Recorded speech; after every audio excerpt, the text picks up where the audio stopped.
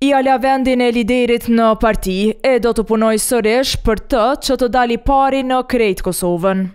Në tentimin e dytë për ta bërë Bedri Hamzën kryeministër, Memli Krasniqi pranoi të bëhet udhëheqës i shtabit qendror zgjedhor të Partisë Demokratike të Kosovës. Për këtë arsye tha se pas 7 mandateve hoqi dorë nga kandidimi për të bërë deputet.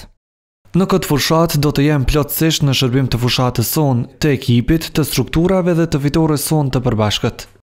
Ish kryetari do të menaxhoj tash edhe me prurjet e reja të partisë që i zyrtarizuan të mërkurën.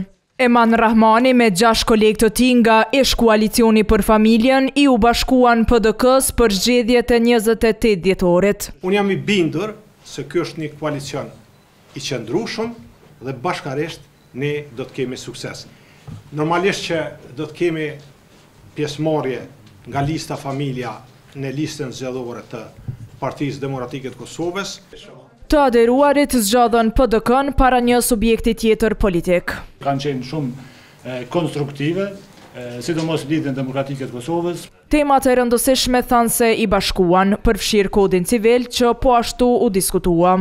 Ne kemi diskutuar natyrisht çështjen e zhvillimit situatës me energjinë, aspektin social dhe shoqërinë e familjen në përgjithësi, kështu që kemi arritur dakordim të plot në gjitha pikat dhe jemi dakorduar dhe zotuar për një angazhim të përbashkët. Në PDK hyri edhe mjeku Adriatik Berisha, i cili i qëndroi afër ish presidentit Hashim Thaçi, gjatë vizitës së tij tek babai sa e kishte të shtrirë në spital.